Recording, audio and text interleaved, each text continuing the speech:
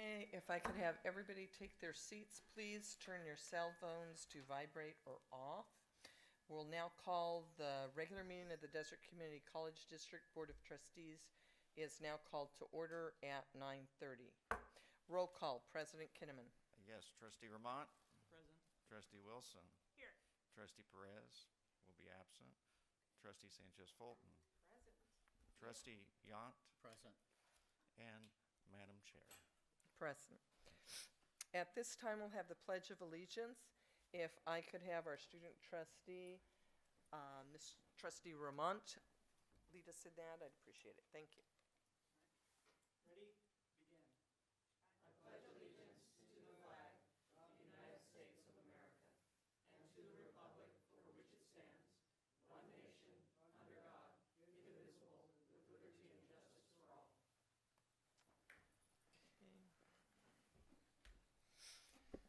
Pursuant to Government Code Section 54954.2b2, the board may take action on items of business not appearing on the posted agenda upon a determination by a 2/3 vote of the board or less than 2/3 of the members are present, a unanimous vote of those present, and that there is a need to take immediate action and that the need for action came to the attention of the local agency subsequent to the agenda being posted as specified. Are there any additions, corrections, or deletions to the agenda for March 15th, 2019? Seeing none, the agenda stands confirmed as presented. Minutes. Approval of minutes. Are there any additions, corrections, or deletions to the regular meeting minutes of February 8th, 2019?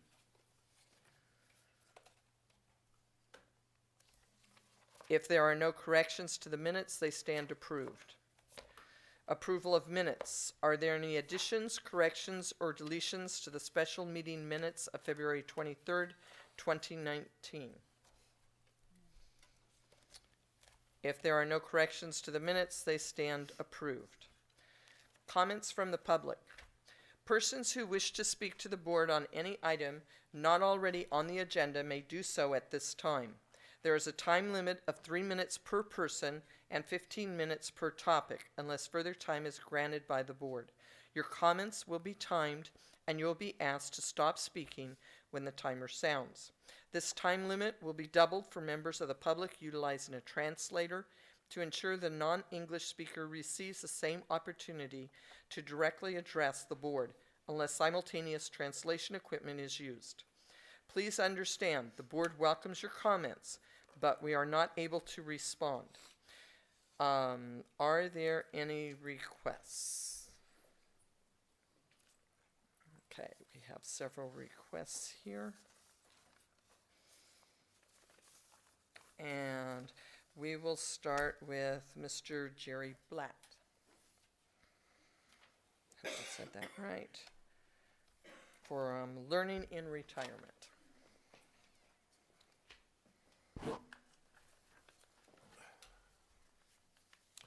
Good morning. I'm Jerry Blatt, president of LIR Learning in Retirement, a nonprofit that offers enrichment classes for seniors locally for over 23 years.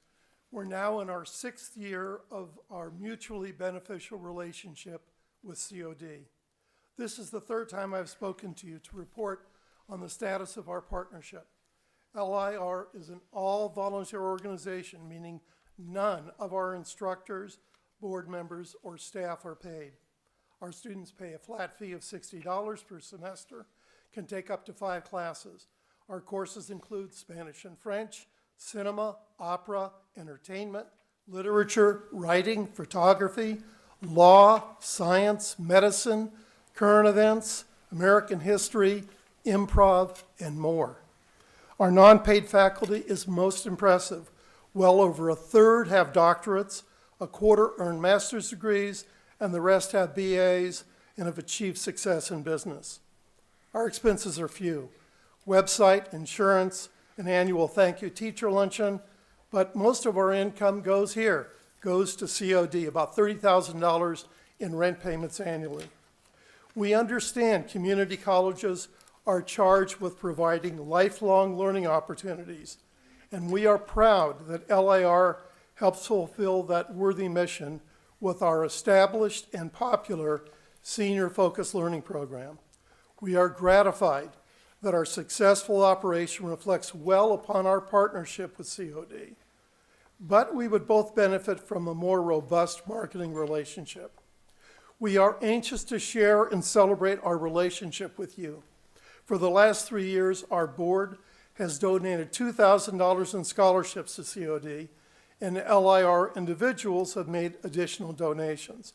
I am proud to announce LIR is donating $2,000 again this year to honor the accomplishments and dedication of 3 former instructors, Denise Kelly, who taught Spanish, Mike Herbst, who facilitated foreign films, and his wife, Lisa Herbst, who taught art appreciation.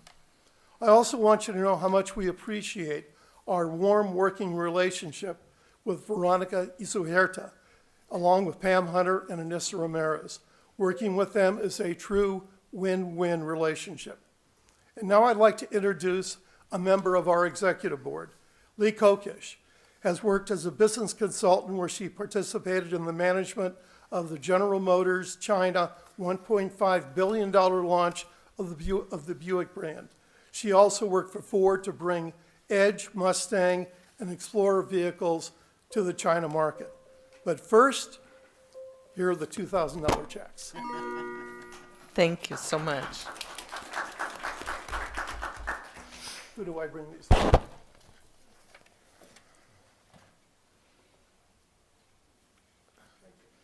Thank you. And if I could have Lee come to the microphone, please.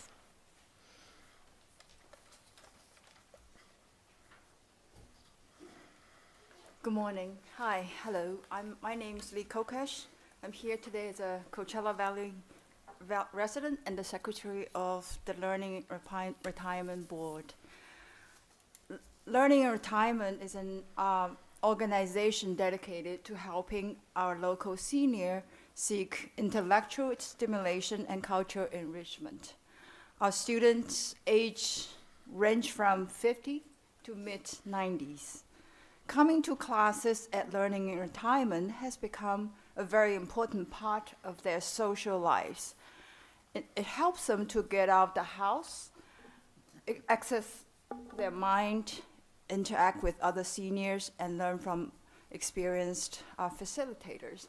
Some of them were leading scientists, professors at top universities, lawyers, doctors, and successful business entrepreneurs.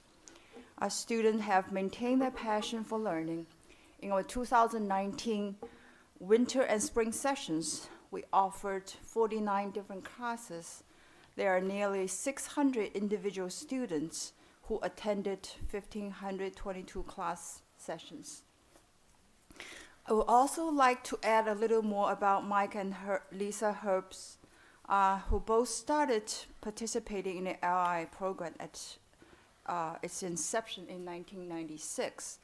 Mike taught the international film classes for 15 years, and Lisa Herbst graduated from Sotheby Institute in London, and she taught history of art classes for 17 years. I was fortunate to be a student in Lisa's class and am now enjoying teaching this popular class. Our community can be extremely proud of both COD and Learning and Retirement.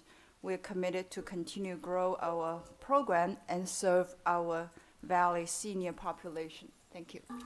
Thank you. Okay, at this time, we'll hear from Mr. Melendez, aka Wally.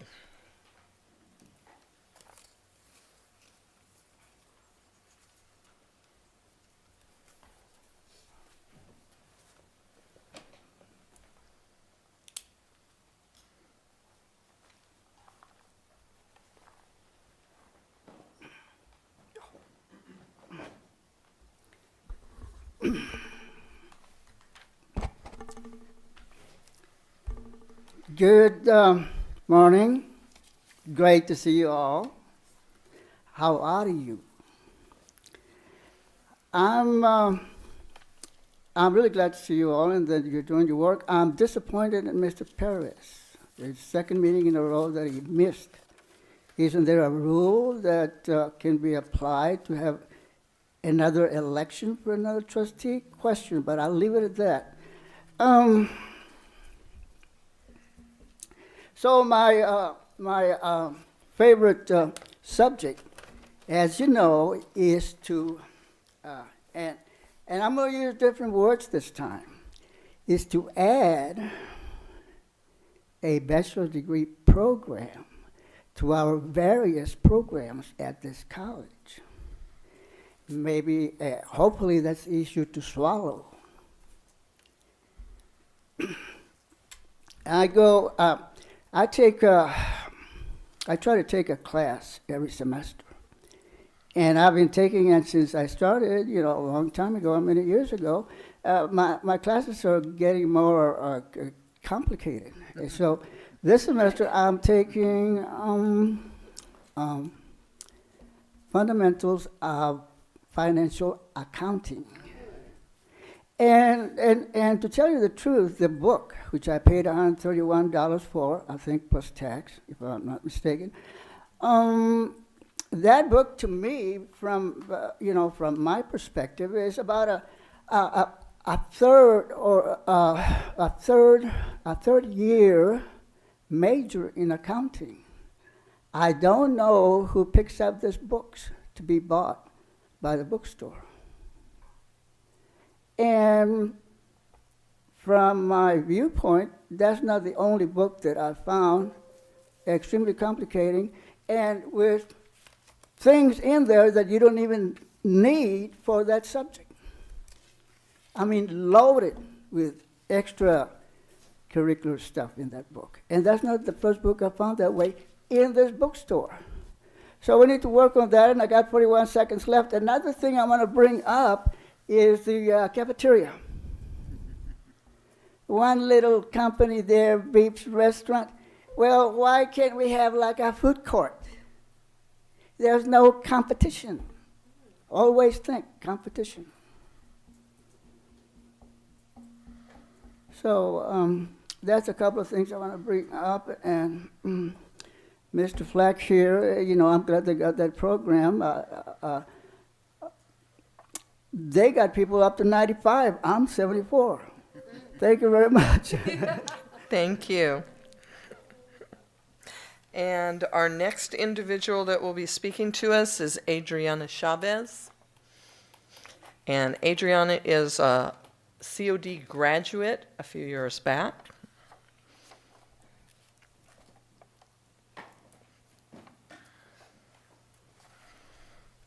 Good morning. Thank you for having me. I am here because I recently graduated from UCR with a bachelor's in science with a major in neuroscience. Sorry, I've been sick all week. And the reason that I'm here is Ms. Bonnie said brag about it, but but I'm really here to say just thank you because of College of the Desert. It helped me as a stepping stone to my career, and especially having the support from Dr. Farmer as my mentor here in the MESA program. I was a tutor for the MESA program. I was president for the MESA program, and I help other students to get through all the hassle on like scholarships and applications once I got like good at it. I'm a DACA student, and my family is very untraditional family.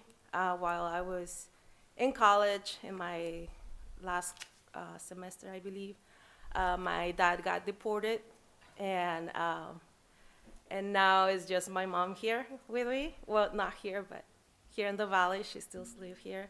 I live in Riverside now, and I'm applying to medical school for UCR and also to the PhD program for neuroscience to open my horizons in case medical school doesn't happen. I'm also applying to a program that is for criminalists. They need neuroscience majors, and I just want to say thank you for all the support. Thank you. And we love you. We're not supposed to say anything, but we're going to be adjourning in a couple minutes here, and I know that everybody up here would love to get their picture with you Oh my and God. shake your hand. So if you'll just hang on, okay? Okay. Okay, at this time, the board will be recessing to closed session from 9:35 a.m. to 10:45 a.m.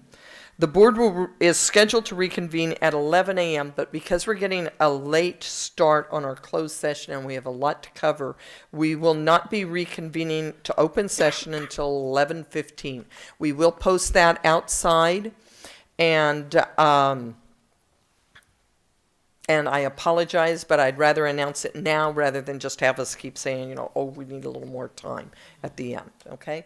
So we will be back at 11:15 today, and I apologize that we are getting a late start, and now we are recessed to closed session and photos. Thank you.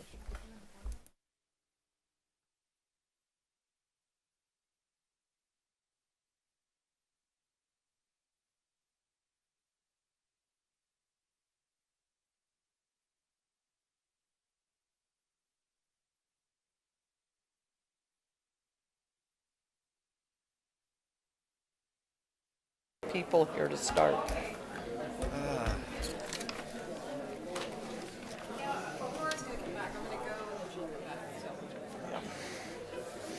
Yeah, but I can't start till she does.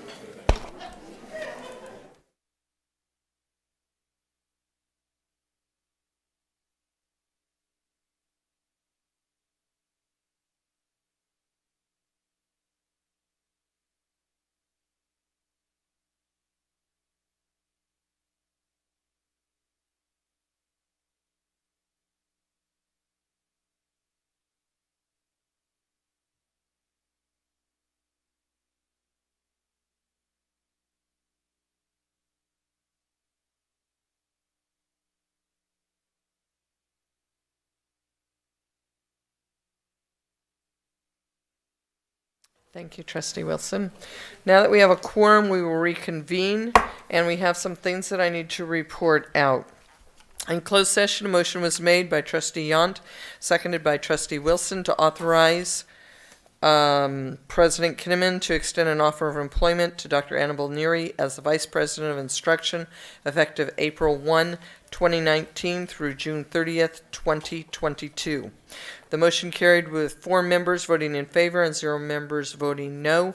The motion carried 4-0. It was unanimous. In closed session, a motion was made by Trustee Sanchez, seconded by Trustee Yant, to authorize President Kinnaman to extend an offer of employment to Jeff Baker as the Interim Vice President of Student Services, effective April 1st, 2019 through August 31st, 2019, or until the Vice President of Student Services position is filled. The motion carried with 4 members voting in favor and 0 members voting no. The motion carried 4-0. In closed session, a motion was made by Trustee Yant, seconded by Trustee Wilson, to authorize President Kinnaman to extend an offer of employment to John Ramont as the Vice President of Administrative Services, effective March 15th, 2019 through June 30th, 2022. The motion carried with 4 members voting in favor and 0 members voting no. The motion carried 4-0.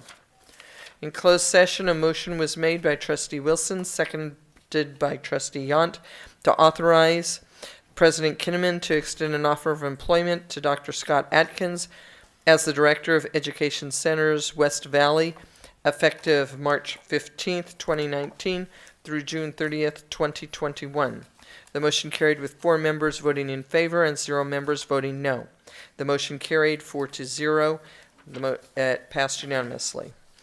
In closed session, a motion was made by Trustee Wilson, seconded by Trustee Yant, to authorize President Kinnaman to extend an offer of employment for the Executive Administrative Assistant to the Superintendent President and Board of Trustees. The motion carried with 4 members voting in favor and 0 members voting no. The motion carried 4-0. It was unanimous. Going back to our regular meeting. Public updates. President Kinnaman. Yes, thank you, Madam Chair. First update is I would like to provide some information that was sent to me by the Chief Student Services Officers Association.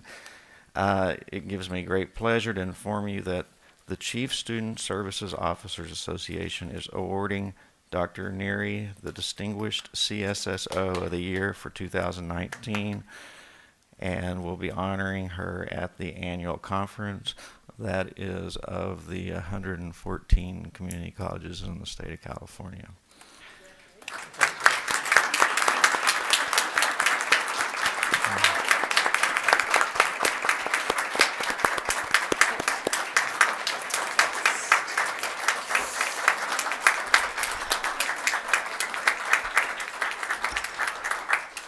They are recognizing her for her work in the development of the EDGE program, leadership in the K-14 consortium, contributions to the Coachella Valley Economic Partnership and One Future Coachella Valley, and campus and statewide mentoring, and her advancements in student equity and achievement and guided pathways.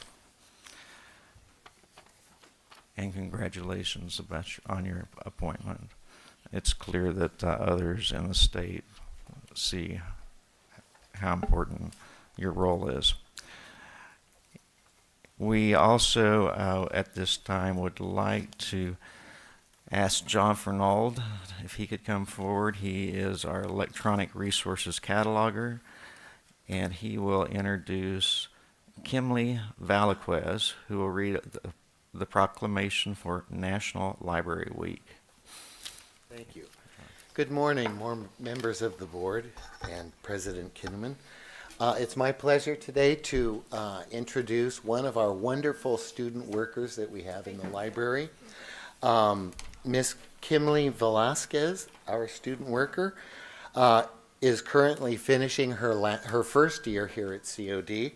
She had graduated last year from Palm Desert High School. She's majoring in elementary education and hopes to be an elementary school teacher. And she next year plans to transfer to San Diego State or any of the UCs. So with that, I present Kimley Velasquez. Thank you.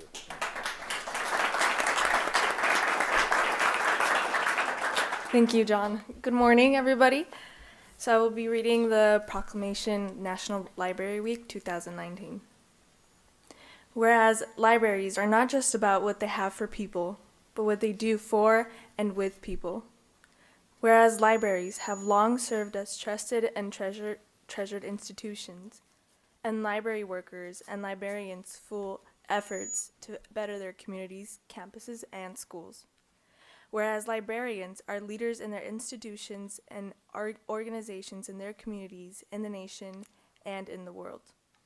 Whereas librarians continue to lead the way in leveling the playing field for all who seek information and access technologies. Whereas libraries and librarians look beyond their traditional roles and provide transformative opportunities for education, employment, entrepreneurship, empowerment, and engagement, as well news services that connect closely with patrons' needs. Whereas libraries and librarians lead their communities in innovation, providing STEAM programming, maker spaces, and access and training for new technologies. Whereas libraries are pioneers supporting democracy and affecting social change with a commitment to providing equitable access to information for all library users, regardless of race, ethnicity, creed, ability, sexual orientation, gender identity, or socioeconomic status. Whereas libraries lead and work with diverse communities, including people of color, immigrants, and people with disabilities, offering services and educational resources that transform communities, open minds, and promote inclusion and diversity. Whereas libraries, librarians, library workers, and supporters across America are celebrating National Library Week. Now, therefore, be it resolved, the Board of Trustees proclaim National Library Week, April 7th to April 13, 2019. They encourage all residents to visit the library this week and explore what's new at your library and engage with your librarian. Because of you and our library leaders, libraries transform. Thank you.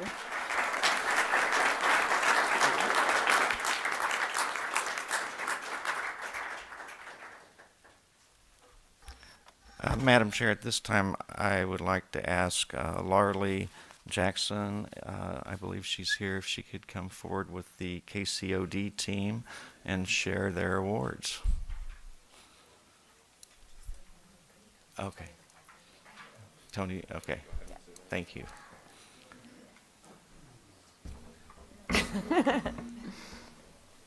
Hi, I'm Tony Bacall. I'm here representing KCOD as one of the faculty advisors with Laura Lee Jackson. I also teach Intro to Radio Production and Intro to Film Production, and these are some of the fabulous and amazing KCOD students that just got back from a wonderful trip to New York for a radio conference, the Intercollegiate Broadcasting System Conference. And KCOD got nominated for 9 national awards this year, including Best Community College Radio Station in the nation. Among others, our programming schedule was nominated, our music selection and playlist, promos that the students created, and then Abraham Cervantes, our production director, got nominated for Best Production Director in the nation. So we ended up taking home 8 finalist trophies, top 3 in the nation, and 1 winning trophy. For our best newsletter and email from our station manager to the team.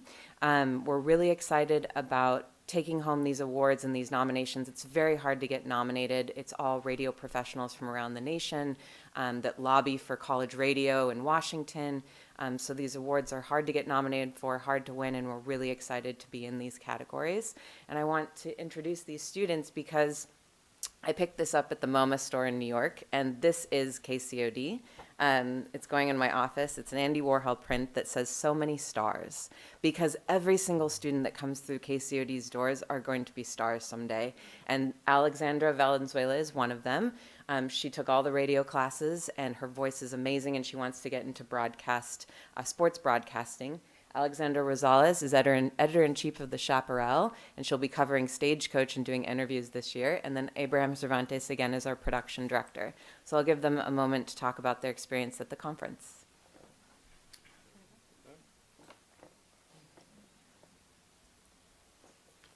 Hello, I'm Alexandria Rosales, and I'm editor-in-chief of The Chaparral. And I just want to thank College of the Desert for this amazing opportunity.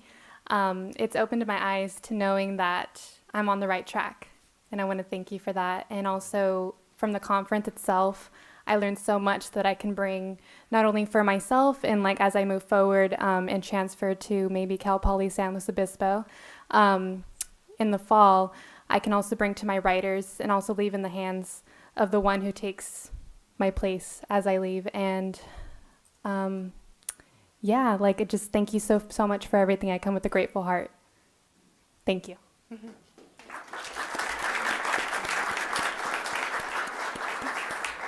Hi everyone, I'm Alexandra. I started here as a communications major. Meeting Laura Lee, who is an amazing professor. I got to meet Tony, who's also an amazing professor. I got to meet Steve, and those 3 people in itself have encouraged me to, I think, do what most people are afraid to do, which is like follow their true dreams and their passions. And they've given me the most, I'm not gonna cry, but they've given me so much encouragement and so much, like they've taken away so much self-doubt, and this trip was the cherry on top. Transferring, I feel like I'm going with everything that I've ever needed. And yeah, I thank Tony so much. She's more than a professor to me. She's a mentor, she's a friend, and just thank you guys so much. It's more than you guys think for us. I'm sure going to New York, I got close to everyone. It was the perfect group of people. It was, you know, we learned more than just for our careers. We learned a lot about ourselves. So thank you guys so much.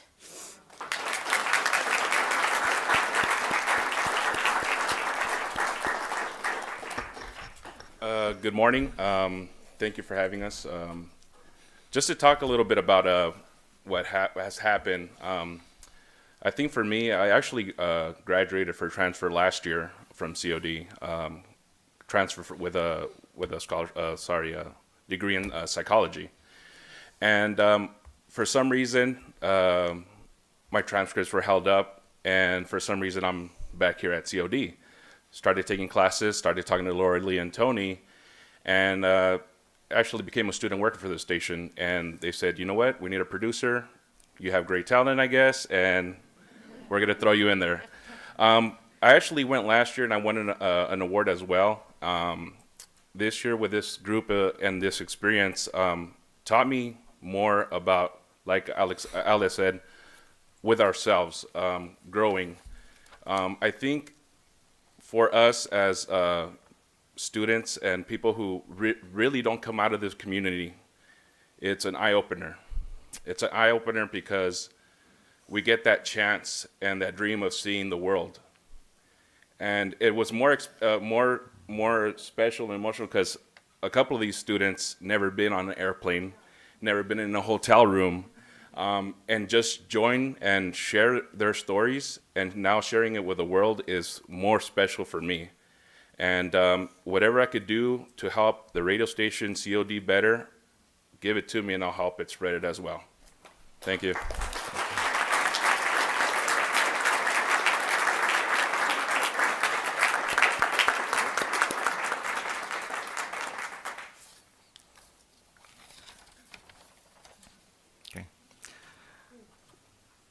At this time, I'll introduce new employees.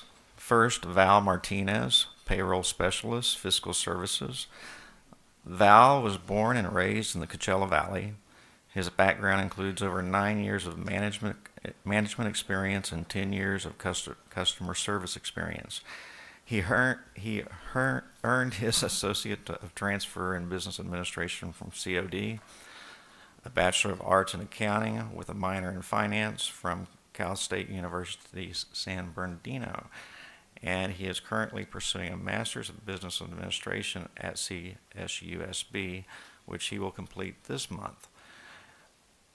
Val strongly believes in the mission of the college and has personally played a part in encouraging friends and former coworkers to pursue their education with COD. On a personal note, Val is passionate about traveling and has a goal of visiting all 7 wonders of the world by 2021. He has 3 left to visit. So, welcome, Val, and we're going to have you stay up here for a minute, okay?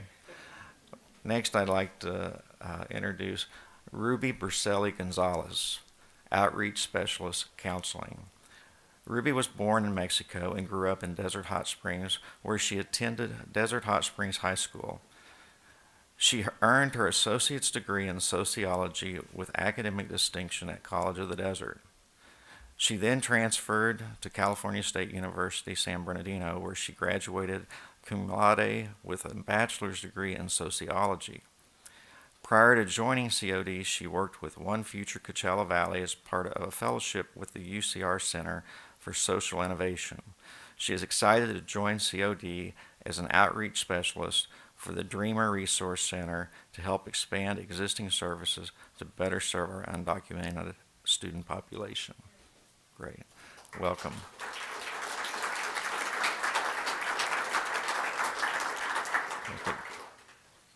Would you guys like to take the microphone, say a few words? It's optional, you know. No. Okay. Well, if you'd come back here, we'd like some pictures with you to welcome you to our college family. Thank you.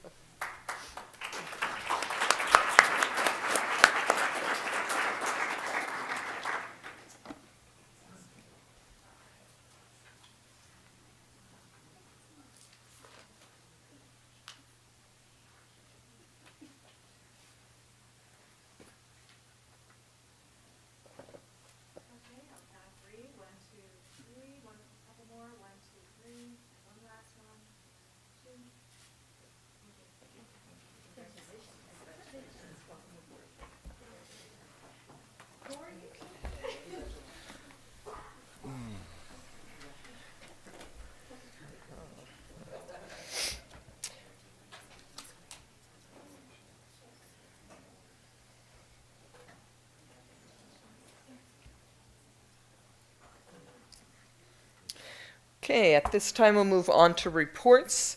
Could we have a representative from the Associated Students of College of the Desert please come to the microphone?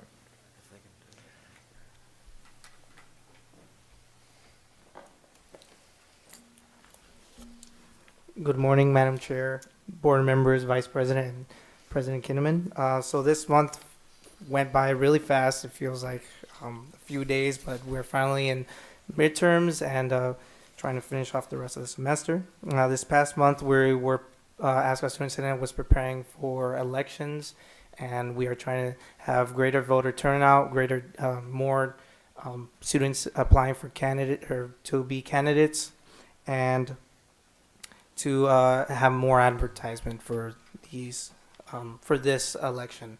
We also had the chance to go to ASCOT had the chance to attend the American Student Association for Community College Conference in Washington D.C., which I would like to thank the board for approving ASCOT to attend, and it was a great experience. It's an experience that I will never forget. Being able to have vote at this conference for priorities that we thought the students would most likely agree with. And there's a paper that is passed around which shows the 3 priorities that we chose out of 5. And the first one is the Pell Grant. And you can see some information on the Pell Grant, and you'll see some information that we acquired from the conference. And we thought that that was one of the most important topics to speak about. Another one is the DACA Dream Act, and that's definitely one that's always been spoken about, definitely since the past year, even before that. And after that is the reauthorization of the Higher Education Act. And there's some information on that paper if you are interested. So it was a great learning about all these topics and being able to advocate at the national level to Congressman Raul Ruiz and being able to speak with him and tell him how the students feel about these certain topics and how him taking a vote is going to affect a bunch of student lives at the national level. And so I would like to thank Carlos Maldonado for coming on the trip with us, being our coach, and finding out the best way to advocate for these topics, how to advocate, how to come up with sentences that, even though we're nervous, that we're able to come up with sentences that we feel are pertaining to these topics. So it's an experience I'll never forget, and I'm glad I went. And even though I love advocating at the national level and I feel it's a great opportunity, I definitely love advocating and being able to be here at the local level where I could see firsthand the changes that are implemented here. As you can see that these awards and these programs that we put on affect students' lives and make students' dreams come true and try to achieve even more than just what we think we are able to achieve. I think COD sets the bar higher for students, and that's what we are trying to implement. Whether it's the prepaid food, having students be able to pay off through their Pell Grant, whether it's the bus pass and the pledge program. So I would like to thank everybody the faculty, the staff, and everybody who advocates for these and implements these. You have done a large amount of work, and it's paying off, seeing student lives change. So other than that, ASCO Student Senate is excited to be being able to talk at different committees and seeing what type of changes that ASCO is able to contribute to College of the Desert. So that's the whole report I have for this month. Thank you very much, and I hope you have a great day. Thank you.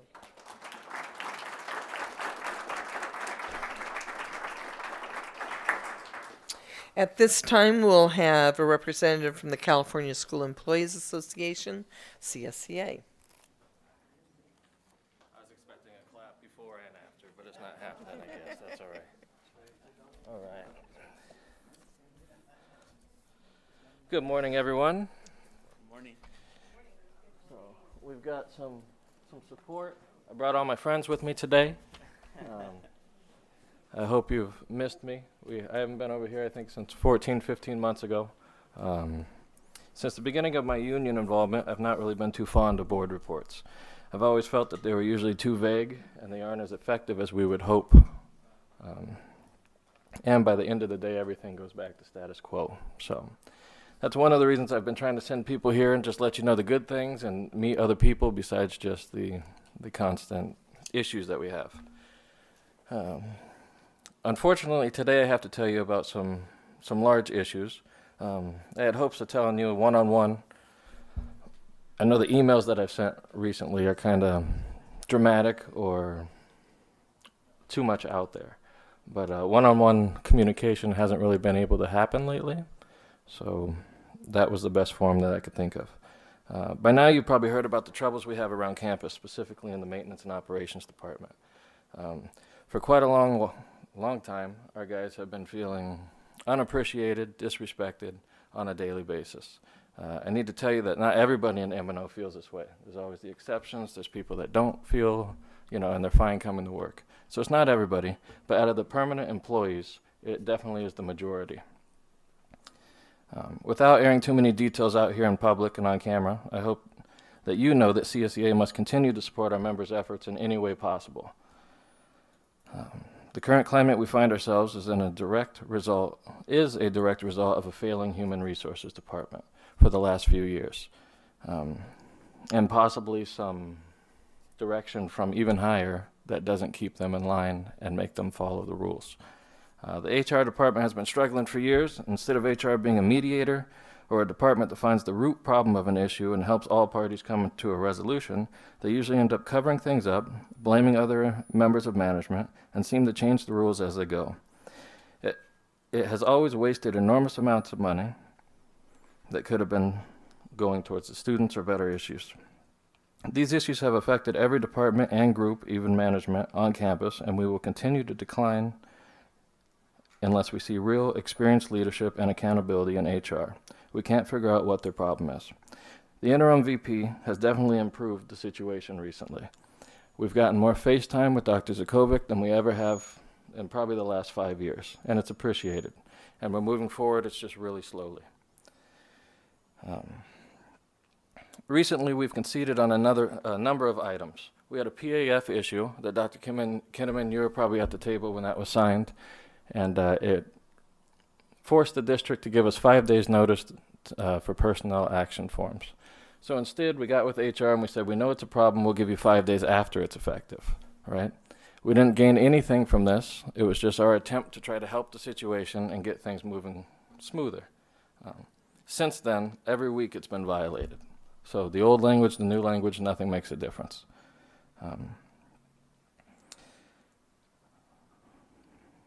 Another issue that we have in HR is that they say classified employees in HR is making them less efficient than they're allowed to be, or they should be. We've went to the table, we've had it in NAPS, we're more than willing to give up the classified employees in HR.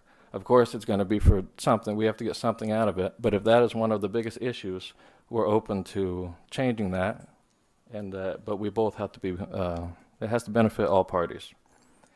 In the last 9 months, we filed 14 grievances and 2 unfair labor practices. Every one of them have been settled, every one of them have been avoidable. Most were due to documents and poor decisions made by the same people you are paying large amounts of money to protect this district. Even board policies are being violated by management on a weekly basis. Certain management, not all of them, of course. Dr. Kinnaman, we've emailed our concerns to you as well. We have pleaded for assistance and intervention and have received no response. We have a few questions for you. What are you doing this? Why are you supporting poor HR decisions? Why are you protecting bad management? What are you doing for your constituents in the classified group? What you have is not working, President Kinnaman. Status quo is no longer effective. You are spending money on nothing. Those you are paying to protect this institution aren't protecting any of us. You have spent over $1 million on 2 VP positions in the last year and $500,000 on legal fees. And we're still winning every grievance that we file. It doesn't make sense. We need help. And in conclusion, CSEA stands in solidarity with CODA and CODFA. Thank you.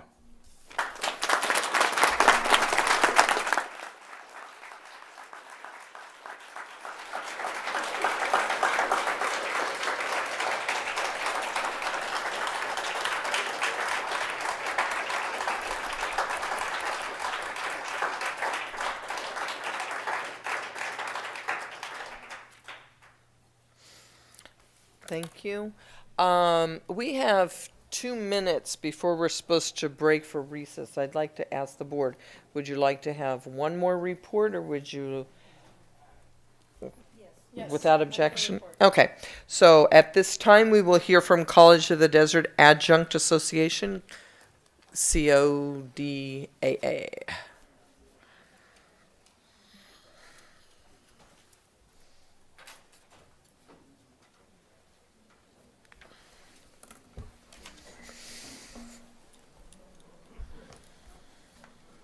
I believe you all have my written report. Yes. I apologize for not getting it to you in advance, but I wanted to include information from our most recent negotiations session, which was only 2 days ago. While we celebrate our many and significant accomplishments, ooh, this is too close. Closer?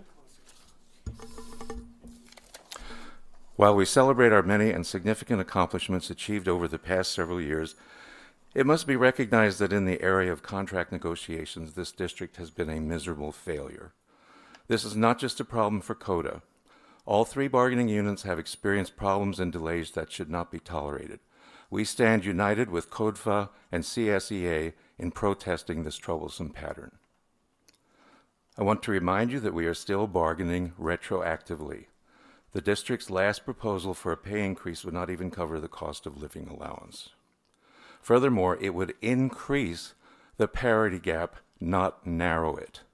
This is insulting to a contingent that is not only the largest bargaining unit in the district, but that teaches the most course sections and students. I've provided you with a spreadsheet that compares parity rates among 15 districts comparable to us in size and geographic region. Could we have that slide, please? As you can see, we rank dead last in parity with full-time faculty at just 58%. We are moving backwards. Let me just give you a couple minutes to let that information sink in.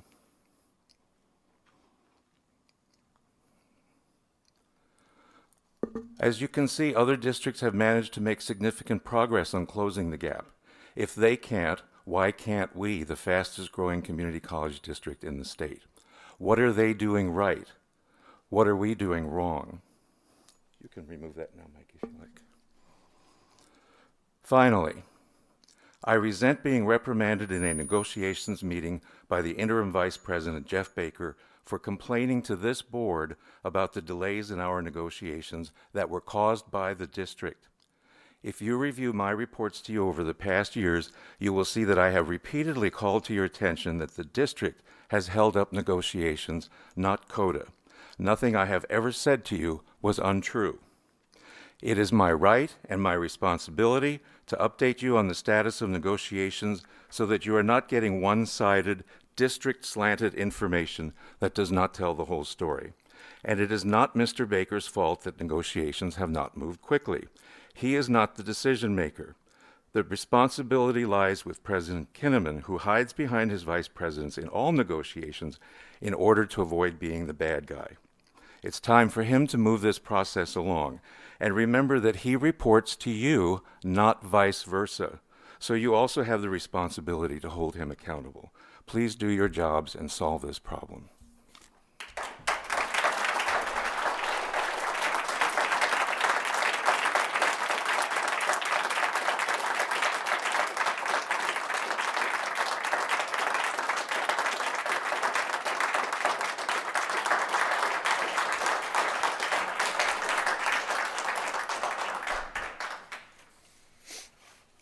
At this time, we need to recess to close session. We will be reconvening at. Madam Chair, may I respectfully request that Do you want to go 5 more minutes? Okay. Okay. We'll come back from recess. All right. Thank you. We will do that.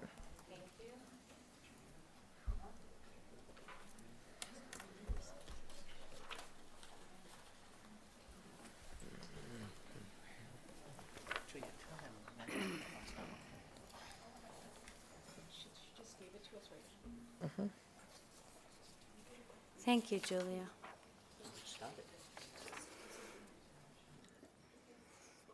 Okay, thank you. Good morning. Today I'm not here to report to you what you may want to hear. I am here to be transparent. The state of collective bargaining at College of the Desert is not healthy. We will not get any awards from the workers of College of the Desert. Why is that? Number one, we have not received the documents that we requested in October. Quote, a true and correct copy of the entire employment agreement contract, including salary and pay amount for any contracted employee and employment service earning more than $10,000 in fiscal year 2018-19, excluding individuals working on construction and paid from the bond funds. I have attached to my report the responses from Attorney Travis, which do not satisfy our request. The most recent email from CTA staff person Mary Ann Reynolds, dated March 13, states that if the district refuses to provide the information, please notify staff Mary Ann Reynolds by 5 o'clock on March 20th, 2019. We do not complete bargaining in a timely manner. We have had 13 bargaining sessions starting last May. The reality is that there's only 7 weeks before finals. It takes time to ratify a contract. Recently, the district seemed to offer COLA only for 2019. We sent out a survey to our members and had 84 responses in 4 days, overwhelmingly to keep COLA in our contract. At the following session, we were told that COLA was not in question and we would continue bargaining compensation. COLA, our cost of living adjustment, is neither a perk nor a fringe benefit. It is how we keep up with inflation and how we balance our long-term earnings. We are fully aware that off-schedule compensation is not part of our retirement. We do not negotiate fringe benefits for housing and transportation as our consultants do. We depend on COLA, our cost of living adjustment. Nothing has moved on compensation, including adjusting lab lecture ratios. Currently, Chief Negotiator, Mathematician Jeff Hagopian and the team of the bargaining team are working on a formula to compensate enhanced non-credit courses and solve a very big issue for the district. The district receives full funding for enhanced non-credit, and this is an issue CODFA has raised before. We have issues with equity. CODFA placed a demand to bargain edge because the pay and working conditions are not equitable to summer school faculty or to contract language. Of course, we proposed to the district to raise summer pay to become more equitable and meet in the middle for all, but that was rejected.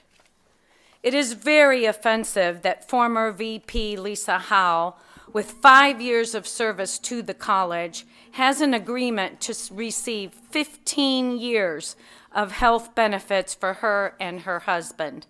No one in the history of the college has gotten such a benefit, and certainly not those of us with decades of service to the college. It is equally remarkable that we pay for 2 vice presidents of human resources.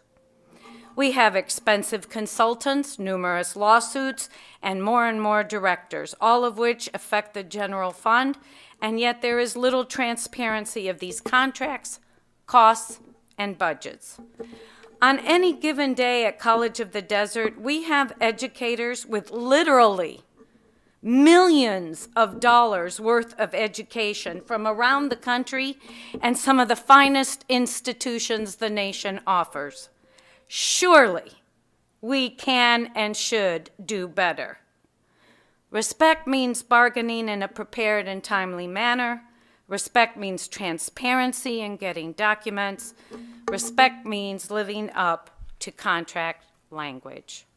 Thank you.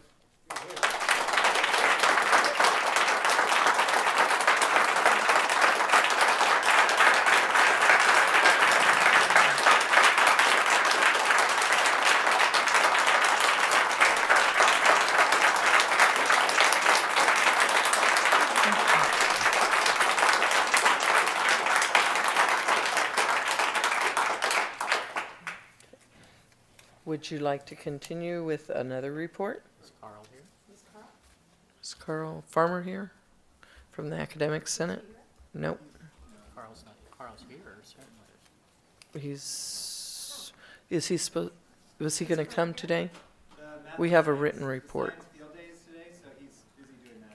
Okay, we do have a written report from the Academic Senate and Carl Farmer, so we will take that and we will read that.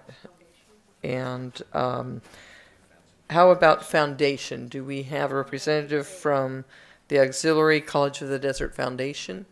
Okay, maybe we can do that before we go to closed session. Well, I have no grievances, so I kind of feel fluffy here.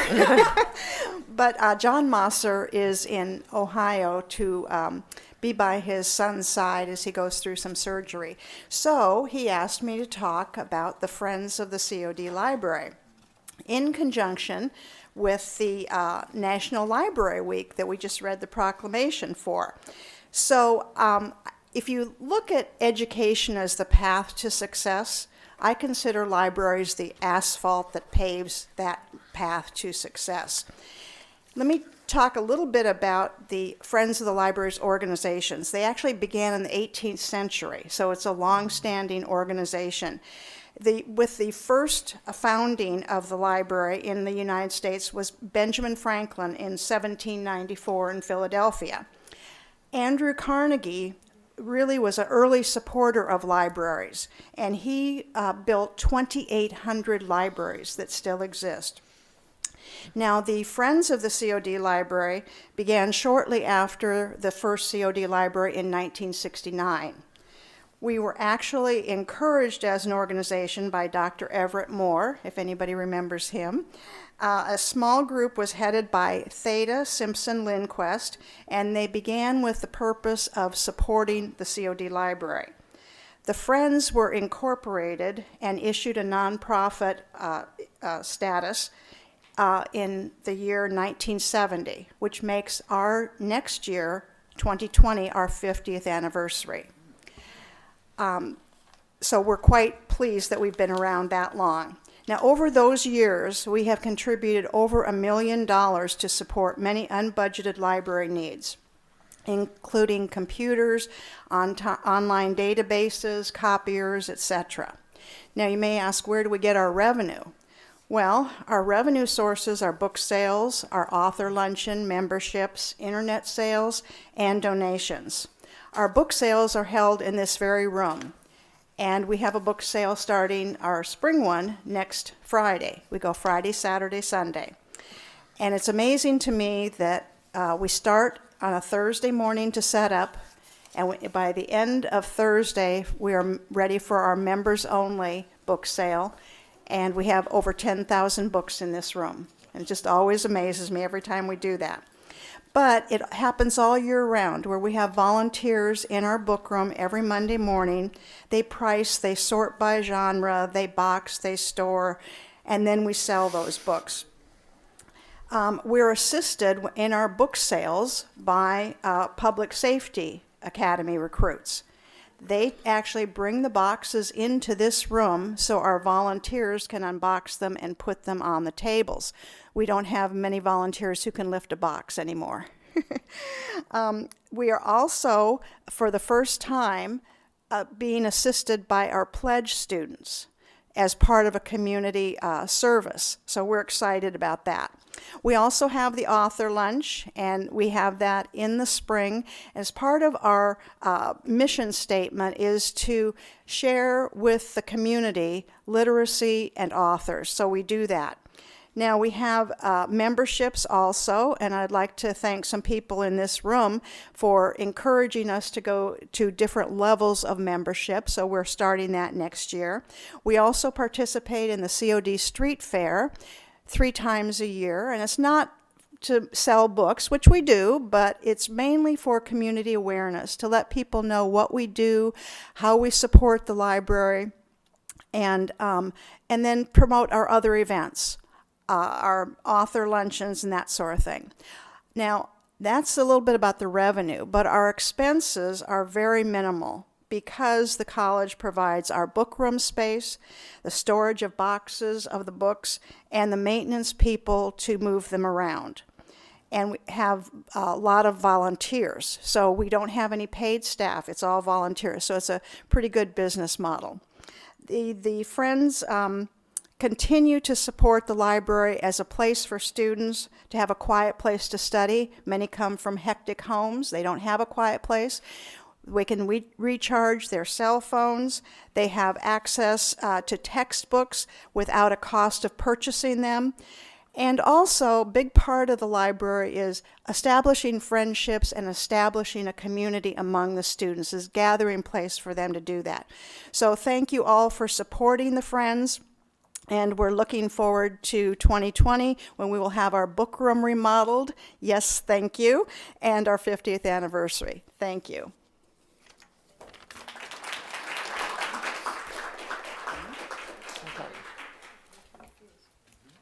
At this time, we will break for recess for closed session.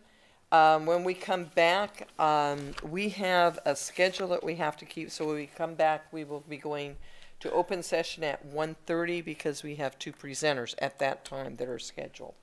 So at this time, we are recessed to closed session.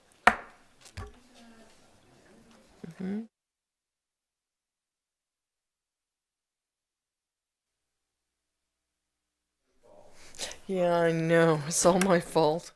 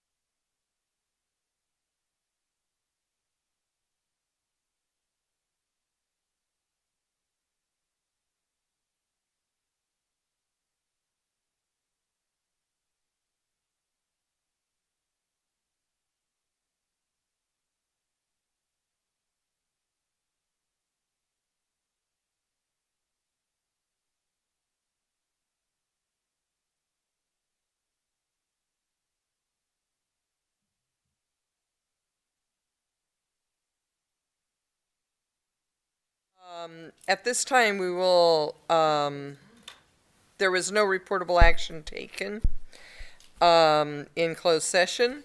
Are there any objections from the board to allow our two scheduled presenters to report out to the board at this time? Seeing none, or hearing none, we now would like to welcome Matt McGinnis, Mass Companies Program Manager, to provide a presentation on the Indio expansion, and this presentation pertains to action item 19.01, the Indio expansion project. The stage is yours.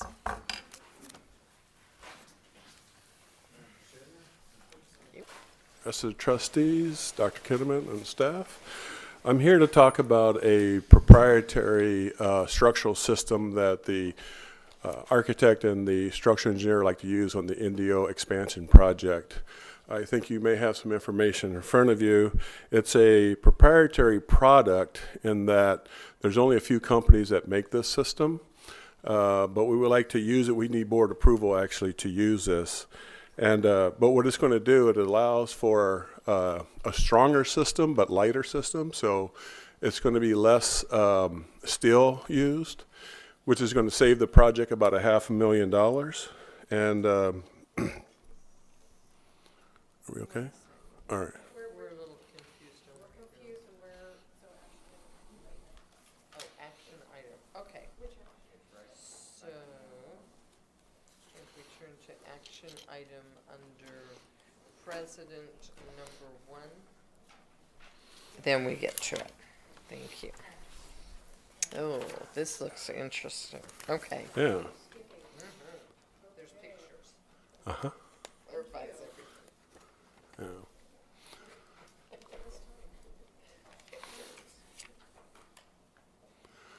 Okay. Go ahead. Yes, I think we all have it now. Student trustee, is he? Yeah, okay, everybody's got it.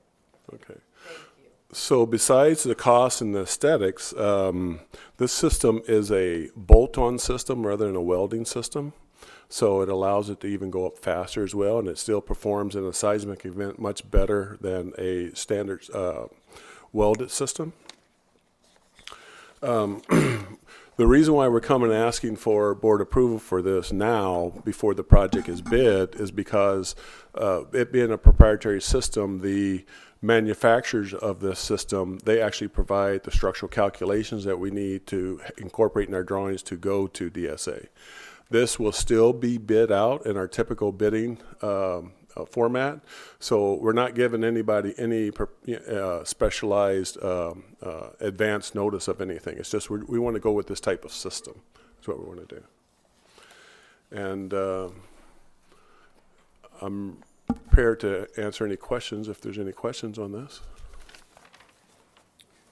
The cost?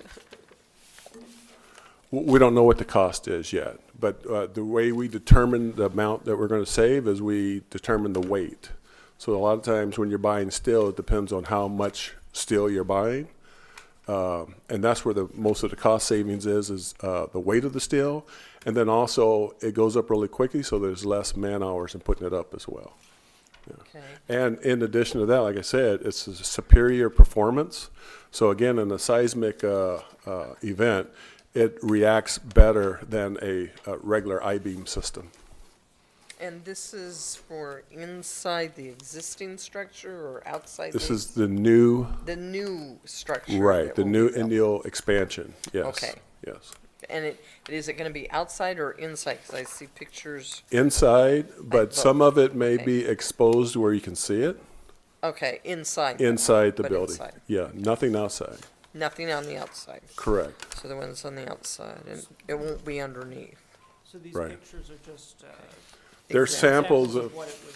yeah, there's two different systems here. It's the same system, two different formats. So one's a tubular steel, and the other one is not, so more of a square. So, earthquake performance is better? Yes, Wow. yeah, technology. So our current structure does not have No, this particular type of, no, it does not. Every time there's a seismic event in the world, there are new structural calculations come out for buildings to respond better to those. And what we're trying to do is stay up with that so that we have the safest buildings that we could possibly have. So we're trying to use this system because it's one of the later things that have come out. Would we be looking to use this for all of our future buildings? We could, yeah, absolutely. Wherever we use steel like this, a steel frame, absolutely. Anyone else have any questions? This is just kind of a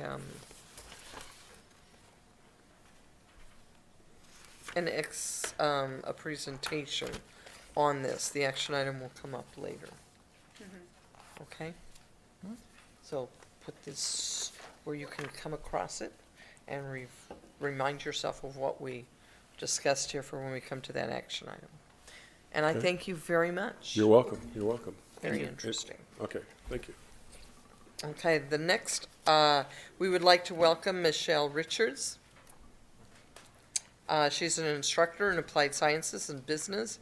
She's going to provide her post-sabbatical leave report to the board. And this presentation pertains to consent item 13.01, post-sabbatical leave verbal report. Her presentation topic is professional development, workflow, and internships. Thank you. Good afternoon. I had the luxury of being on sabbatical for the 2017-2018 academic school year. At that time, I was the work experience coordinator. I have since transferred to a regular faculty instructional role and have moved to Indio. And by the way, I'm loving every minute of it. I worked on 3 projects during my sabbatical: professional development, electronic workflow, and best practices for internships. My first goal was to form, my first goal was in the form of professional development, where I enthusiastically advanced my level of knowledge of both human behavior and career development.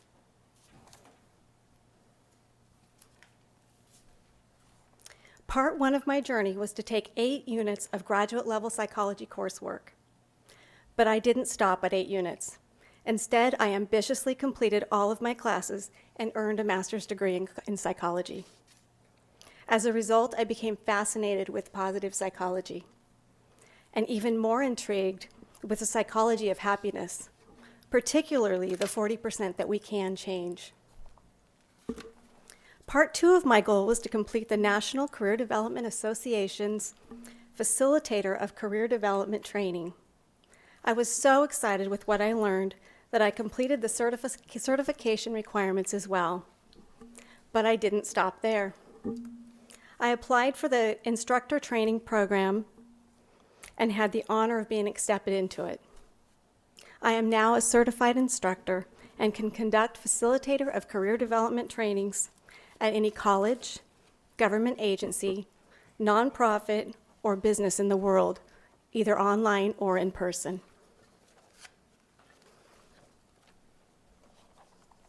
Although I had well exceeded my goals, I didn't stop there. I continued and earned certificates in navigating conflict through True Colors International and earned a positive psychology ambassador certification. As a result of my professional development goal, I will be able to better serve and understand our students and the community. My second goal was to investigate electronic workflow software to streamline the work experience program. DocuSign, Field Design, and AIM paperless.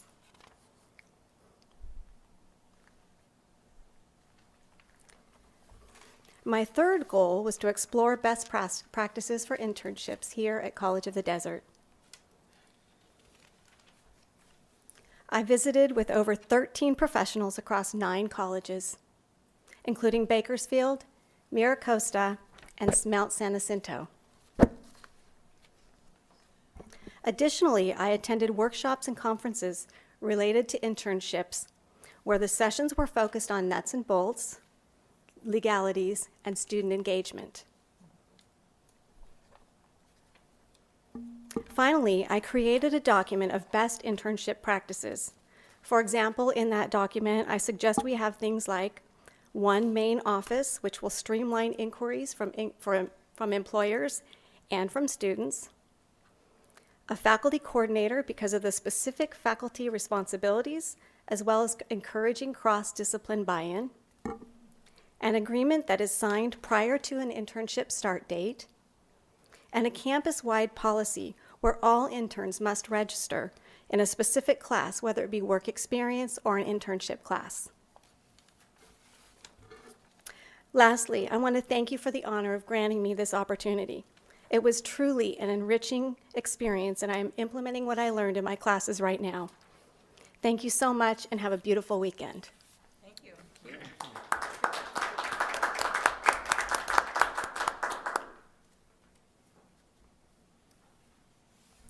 anyone have any questions for the presenter? Nope. Thank you. Good job. Thank you. Thank you. Okay, at this time, we'll return to our regular agenda, and we're going to go to the governing board reports. Student trustee Vermont. Thank you, Madam Chair. This past month, I had the pleasure of attending the March for Our Lives event that we had the opportunity to host here at the college. I've always believed that our college really should be what is in our name, a community center, and not be really detached from it, but rather a place that people can go to get engaged with either community or national, in this case, conversations. So it was a really exciting thing to go to.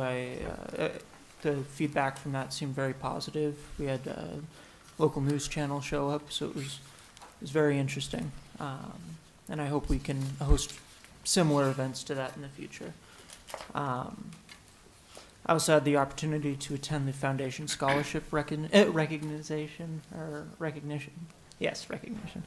ceremony, where I was able to see and hear from all of our scholarship recipients. That was a really cool experience. It's always nice again to see what we're doing for the lives of our students and how we're helping people obtain their academic and career goals. So it was really a positive experience.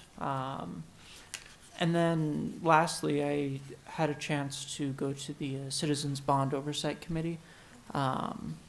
Because of the DC trip, all the students were out, and so I got to sit on a bunch of extra committees. But I got to see the schematics for the new Indio campus, and so I was really excited to see how that's coming along. It's a really positive development. Being someone who lives in the East Valley, I really appreciate the effort that College of the Desert is making to bring higher education out to that end, and really feeding into the growth that's out there. Yeah. Thank you. Thank you, Trustee Vermont.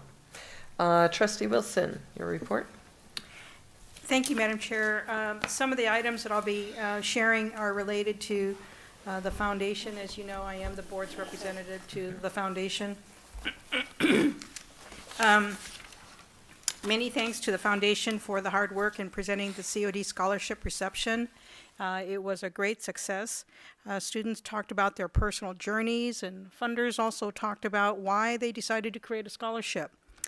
And then there was meeting those scholarship recipients and listening to their own personal stories and challenges, and also an opportunity for me to share my own.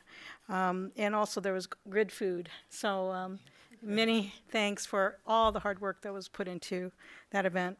On February 21st, not that I didn't need the review, but I wanted to show my support with our foundation's Brown Act training meeting.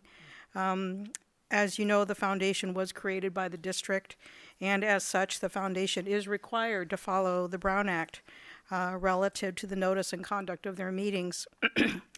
We did have a good number of foundation members in attendance. It was an all-day event, and many thanks to the attorney, Laura, and I can't remember her last name. Shulkin. Did an outstanding job. Thank you. The Board of Trustees held its retreat on Saturday, February 23rd. It was an all-day event, and we do have a new board member, so it's an opportunity for us to know a bit more about each other. We also reviewed the responses to the annual board survey. This also helps us to understand how we view areas of responsibility, as well as our relationship with each other and our relationship with the college president. So, very good meeting. Really enjoyed attending that. Want to thank Jessica Anders for coordinating the foundation board meeting at the Indio Satellite Campus. The foundation board had a tour of the campus. Presentations were done, so many thanks. If you could, Pam, please relay that to her. Thank you so much. We also had the new faculty reception at the Aqua Plaza at the river on March 8th. You know, it's not often that trustees have an opportunity to interact with faculty and our deans, et cetera, to meet the new folks. So really appreciated that opportunity. And again, the food was really good. So thank you. Back to the foundation. This past Tuesday, the foundation's development committee and executive committee met. One of the major changes the foundation is going through right now is that they're updating their bylaws. They want to make sure that the bylaws and committees created reflect the requirements of the Brown Act. So they're working hard on that. Very excited about the upcoming Stepping Out for COD. I understand the event is almost sold out. I think the foundation should be pleased with its efforts and want to thank the Stepping Out Committee, Diane Rubin, for all of their hard work. Also, I want to express a concern that the foundation continues to have positions that are unfilled. It's extremely challenging that the foundation executive director has to function without key administrative position. And it's taxing to the current employees as they now share the burden of work from the unfilled positions in addition to their regular duties. I understand that one administrative position has completed 2 rounds of interviews and still remains unfilled. I know we have qualified people and don't understand why the long delays to fill key positions. It just seems to me it makes it more difficult for the foundation to be the successful arm that COD needs it to be. And to end, I just saw an email from Trustee Mary Jane Sanchez Fulton announcing her run for the CCCT board. As you recall, the Board of Trustees approved her nomination to run last month. So the voting has started, and I want to wish you the very best.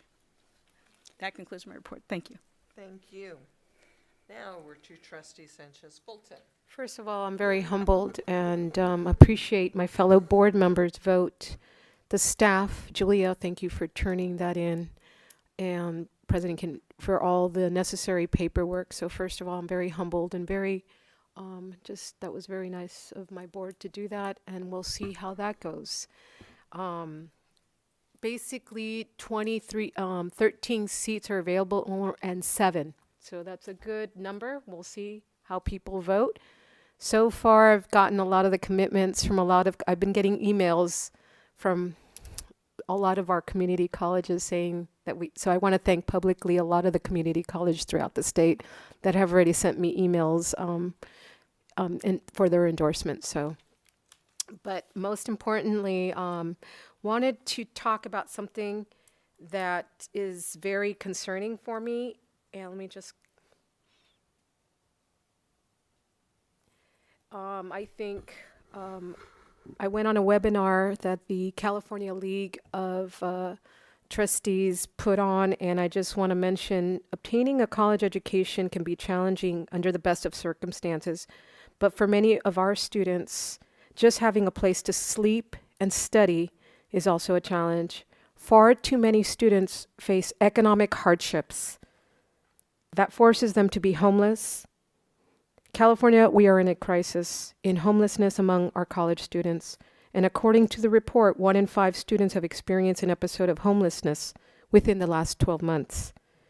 Here in the Coachella are numbers, and we're addressing that with the Street Life Ministries and all the great programs that CVAG is doing and a lot of the cities are coming together to address.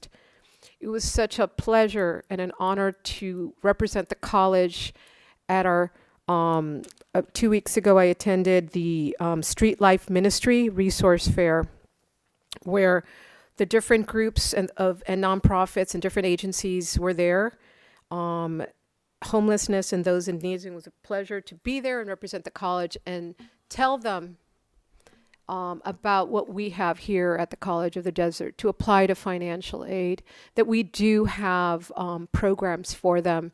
So it was wonderful to speak with a lot of people. We had over 200 people that were there. It was amazing to talk and represent the college at this resource fair. The city of Indio, a lot of different Shelter from the Storm, all the different agencies and wraparound services were there. So it was really good that the College of the Desert and our commitment, I was able to speak and talk about our, every Friday we have Borrego Health District, we have a meal plan. So the wonderful things at our College of the Desert, a lot of people still they don't know that we have these types of programs available. So as also attended along with my fellow board members, the new faculty reception. Yes, the food was delicious.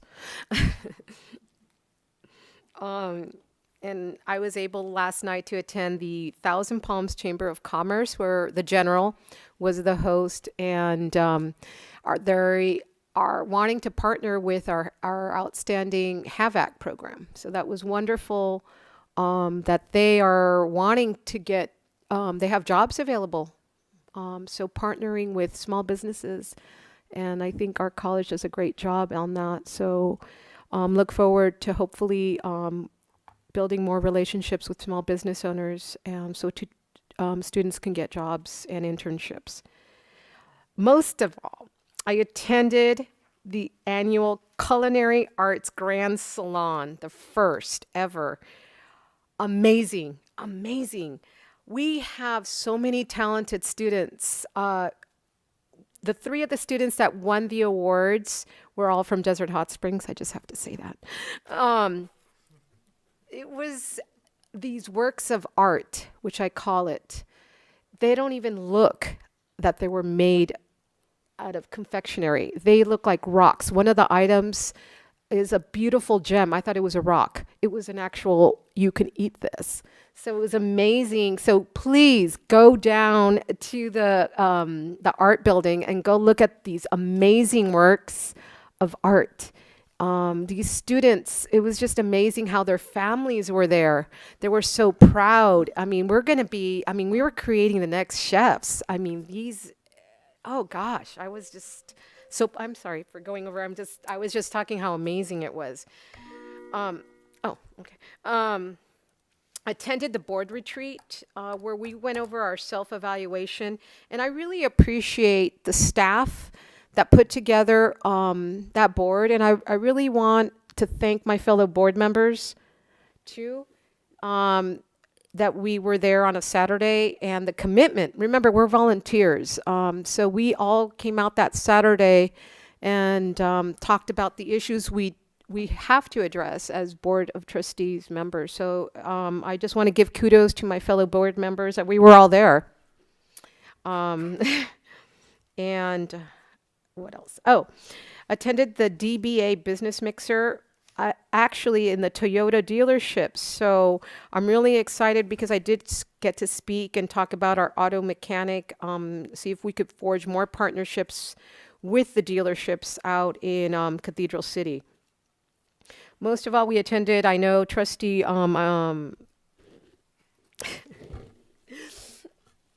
Wilson was there at our India Women's Club Scholarship. So she also attended the King and I luncheon. So something so beautiful of the India Women's Club is the scholarships that we give to the students. And guess what? That means so much. I just remember when I was in school and I won a scholarship, be it $500 or $1,000 or just $100, it means so much. So that's why I'm always at these events and support these events, because we make a difference, because when you were, we have to remember when we were young, we were like, wow, that's a lot. So always there to support the Women's Club as we are members. Also attended, I just want to really give a kudos to the art department, the Jennifer Holster art opening. So President Kinnan was there, and my fellow trustees were also there. It was just such a wonderful art, and the food was good. I have to go on. The food was really good. And I'm going to go one more, the American, just to be on, I'll submit more, and I don't want to take up the rest of the time, but the American Heart Association, I know Trustee Wilson also attended that as well. So just want to note that. And I want to wish everyone, first of all, happy St. Patrick's Day and have an awesome day. Okay, and this ends my report, and I will be submitting my report, Julia, because I don't want to take up much more time. Thank you so much. Thank you. Trustee Young? Is this microphone working? The light's not on, so, but it's working. All right, thank you. I'll be brief. I don't want to repeat things, so I just want to highlight a couple of items. This past month, I was able to hear San Bernardino Valley College and Crafton Hills College announce their Promise program. And it's an interesting comparison. It's limited to 1,000 full-time students, and the students get free textbooks, free access to a laptop computer, and priority course enrollment. And Chancellor Oakley was there, but it's limited to 1,000 full-time students for 2 years. So it's a movement. It's a definite movement. I did want to mention one event that was not mentioned previously, and that was the Barbara Sinatra Center for Abused Children event, which is such an emotional event because of its focus on providing help for physically, sexually, and emotionally abused children in the Valley. It's a very inspiring event and a very important group. And I would take just half a minute, if you would permit me, to comment on recent events this week. Those of us of modest means have always looked at education as a way up and devote our lives to education. And it is so disheartening to see that at least some people view education as a way to protect class and privilege. And I hope that more abuses in the admissions policy are brought to public attention so that is becoming less of a problem than it is now. So. Thank you, Trustee Young. Okay, I'm going to start my report by thanking COD with our international students for the beautiful flowers in the back. I don't know if you've noticed them at our table back there. They are cherry tree blossoms, and they are celebrating the Cherry Blossom Festival in Japan. So thank you, Cody, for bringing those to us. I'll start with what I did right after our last board meeting. I flew out to D.C. very shortly after that, and it was part of the Community College National Legislative Summit in Washington, D.C. I had 3 days of actual activity back there, attending presentations, lectures, seminars, as well as walking around Capitol Hill. And I'll tell you, every time I go back there, I think Capitol Hill gets bigger. Either that or I decide to walk further. I don't know which it is, but it seems to get bigger and bigger. And we had, the California delegation had the privilege of meeting with Kamala Harris, our senator from one of our senators from California, and getting a photo op with her.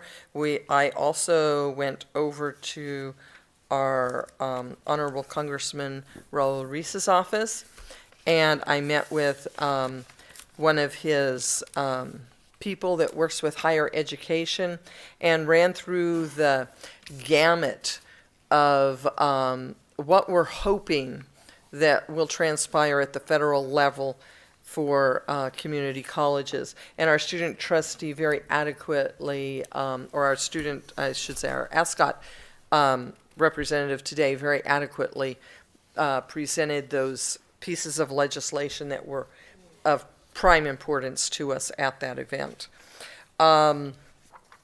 I also attended, when I came back, the International Brotherhood of Electrical Workers ribbon cutting ceremony. That was a beautiful event.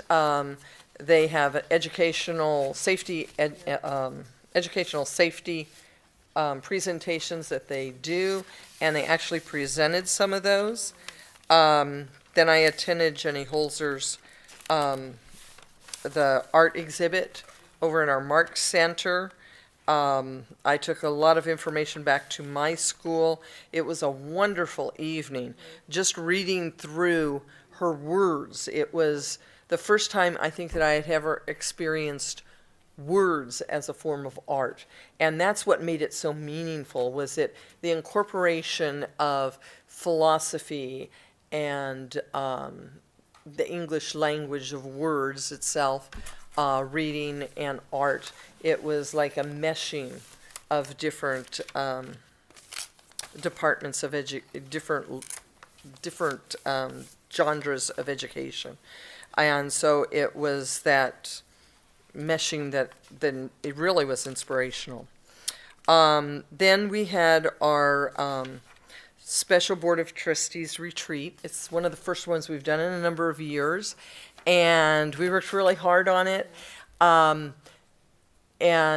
I was very proud of our board, everyone being there. I was very pleased that our president devoted so much time, and our administrative assistant, Julia, was there, and I know she had an extremely busy week, both of them had, and yet they were there and they were full of energy, and the presentations that they did with us and some of the activities were very, very helpful, and I think they will help the board in the long run.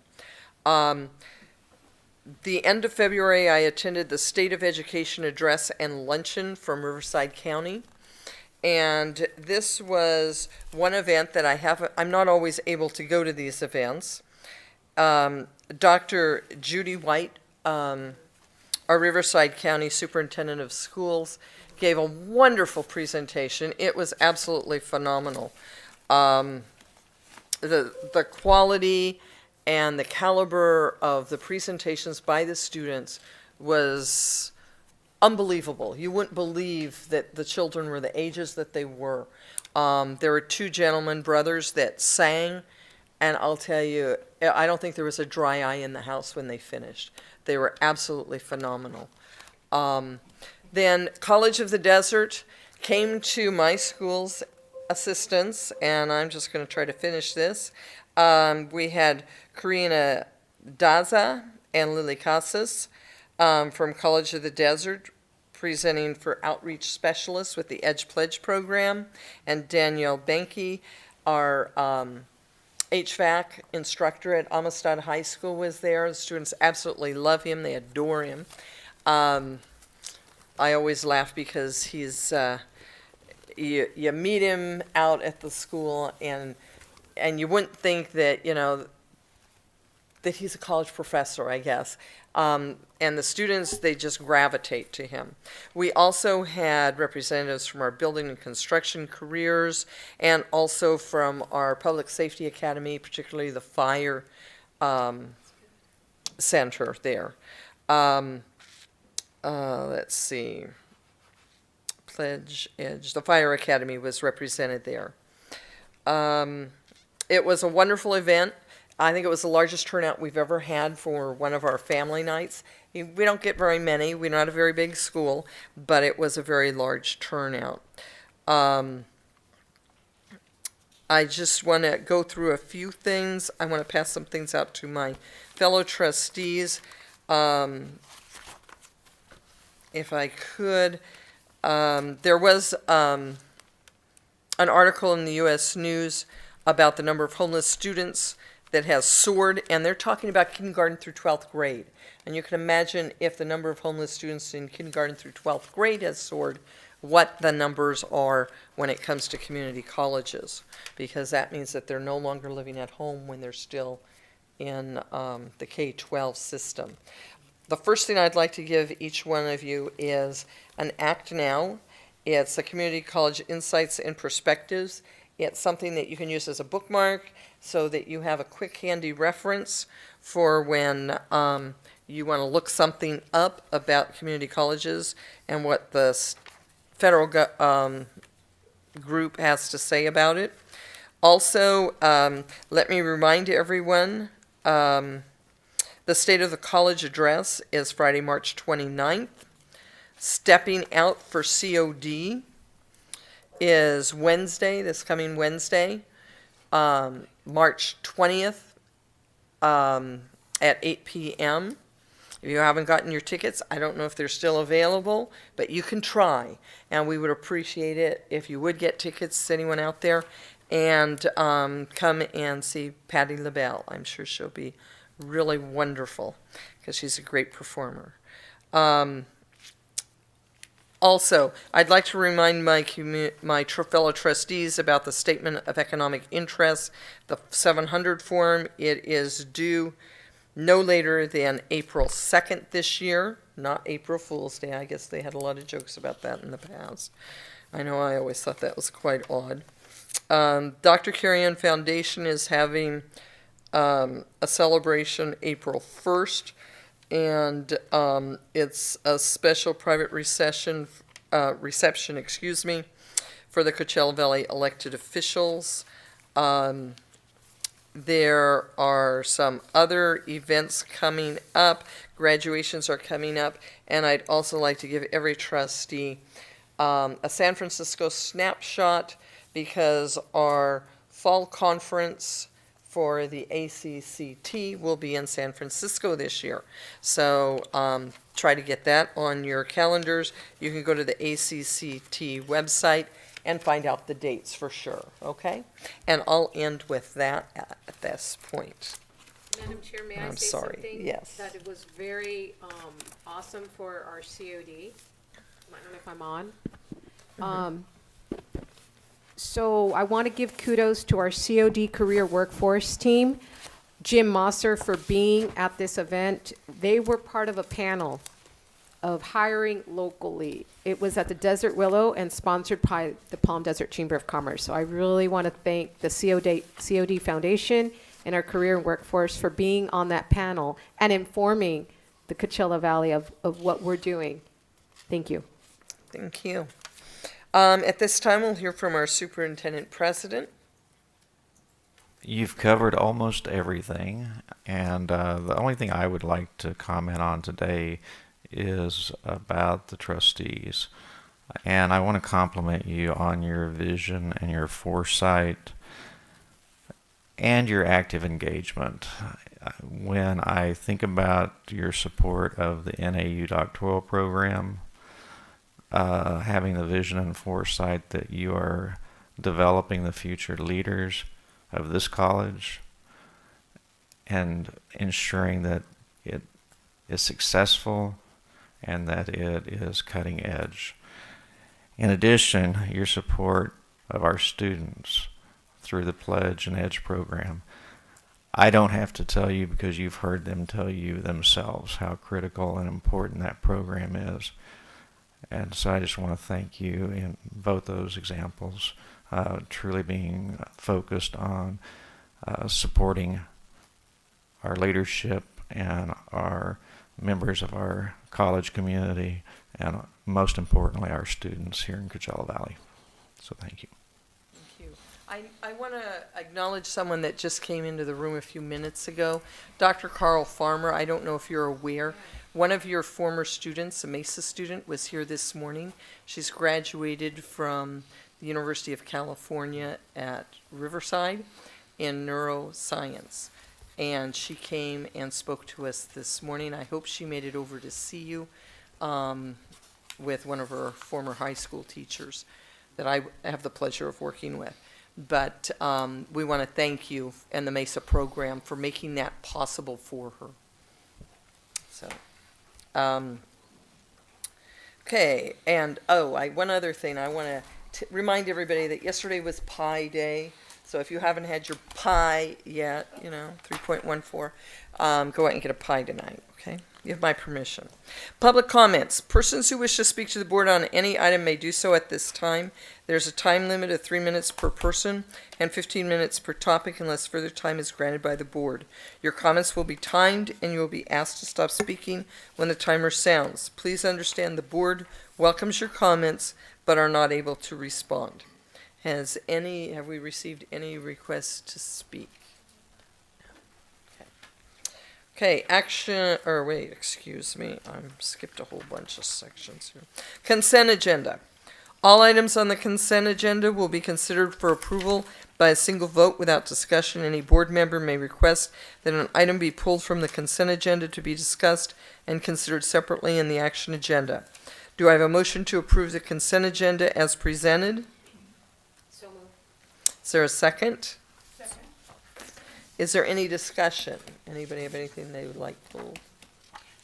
Seeing none, student trustee Vermont, your advisory vote. Aye. All in favor? Aye. All opposed? The motion is carried unanimously. Action agenda. We had no items pulled from the consent agenda. First area of action agenda where there is anything is 19.01 Indio Expansion Project presentation. We heard the presentation. Do I have a motion to approve the Indio Expansion Project as presented? So moved. It's been moved by student trustee Vermont. Is there a second? Second. It's been seconded by trustee Wilson. Is there any discussion? Seeing none, student trustee Vermont, your advisory vote, please. Aye. All in favor signify by saying aye. Aye. Aye. All opposed, same sign. The motion has carried unanimously. Now we're to action, human resources, 20.01. Presentation of the initial reopener proposal for the California School Employees Association and its Chapter 407 to the Desert Community College District. At the April 10th, 2019 Board of Trustees meeting, there will be a hearing on the California School Employees Association proposal to the Desert Community College District. The public will have the opportunity to attend and comment regarding the proposal during the public hearing. Do I have a motion to approve the initial reopener proposal from the California School Employees Association and its Chapter 407 to the Desert Community College District as presented? So moved. Do I have a second? Second. It's been moved and seconded to approve the initial reopener proposal from the California School Employees Association, its Chapter 407 to the Desert Community College District as presented. Is there any discussion? Seeing none, student trustee Vermont, your advisory vote. Aye. All in favor? Aye. Aye. All opposed? The motion is carried unanimously. Presentation of the initial reopener proposal from the Desert Community College District to the California School Employees Association as Chapter 407 at the April 10th, 2019 Board of Trustees meeting. There will be a public hearing on the Desert Community College District's proposal to the California School Employees Association. The public will have the opportunity to attend and comment regarding the proposal during the public hearing. Do I have a motion to approve the initial reopener proposal from the Desert Community College District to the California School Employees Association as Chapter 407 as presented? So moved. Thank you, trustee Yant. Is there a second? Second. Thank you, trustee Wilson. Is there any discussion? Seeing no discussion, student trustee Vermont, your advisory vote, please. Aye. All in favor signify by saying aye. Aye. Aye. All opposed? The motion is carried unanimously. Action for Administrative Services, 21.01, designation of off-site location. Do I have a motion to approve the designation of the off-site location as presented? So moved. Thank you, trustee Yant. Is there a second? Second. Thank you, student trustee Ramont. Is there any discussion? Seeing none. Student trustee Ramont, your advisory vote, please. Aye. All in favor signify by saying aye. Aye. All opposed? Motion has carried unanimously. 21.02, notice of intent to award contract for temporary electrical services for the College of the Desert Palm Springs campus project. Do I have a motion to approve the notice of intent to award contract for temporary electrical services for the College of the Desert Palm Springs campus project as presented? So moved. Thank you, student trustee Ramont. Do I have a second? Second. Thank you, trustee Hunt. Is there any discussion? Seeing none. Student trustee Ramont, your advisory vote, please. Aye. All in favor signify by saying aye. Aye. All opposed, same sign. This motion is again carried unanimously. And there are no items for action under student learning. I don't believe we need another closed session. We kind of went over and came back late a couple times, and I apologize to anyone in our audience for that, but we were trying to get through what we were in the middle of, complete what we were talking about. Future agenda items. Starting with student trustee Vermont, do you have any future agenda items at this time? Not at this time. Thank you. Trustee Wilson? Madam Chair, there's an Assembly Bill 302. It's called the Safe Lots Bill, done by Assemblyman Berman. It's regarding secure place to stay in cars at night for college campuses. And I wondered if COD has taken or will we? Could be a presentation at some point. We can present on that. It is something that we are having dialogue about at the executive cabinet right now. Okay, so our support could come in the form of a resolution, Madam Chair, or some sort of? Possibly, we could have a presentation Yeah. at the next And meeting. we can cite some other campuses and how they've addressed this already. Okay. We can work on that. Right, for thank you. next meeting. Okay, anything else, trustee Wilson? No, thank you.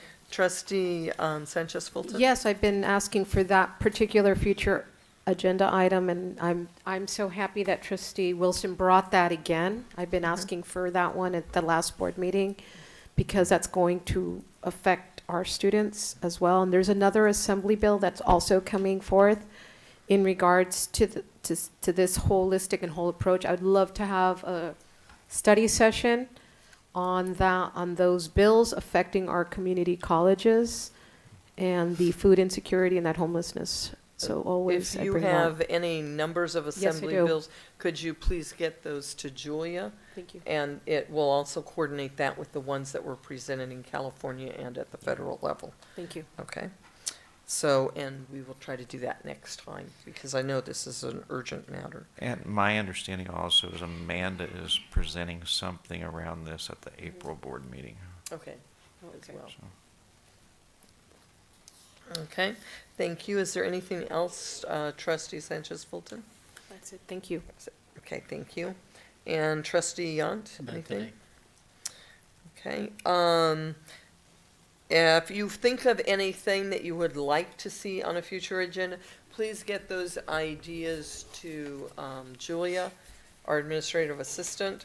Also, please note that we do take note of everything that you suggest. We put it on a list and we try to schedule a time when it is most appropriate and when we can get someone to present that to us. And we don't often get back to you with when it might be presented, but we do have those on a list. And so if you think of anything else, please get those to her, okay? Okay, at this time, we'll be adjourning as there is no more business on our agenda. If there are no objections to adjourning the meeting, I'll wish you all a happy St. Patrick's Day. Please wear your green on Sunday.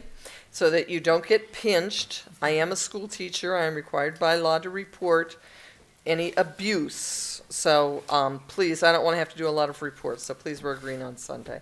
And have a very happy St. Patrick's Day. With no objections, this meeting is adjourned at 2:39.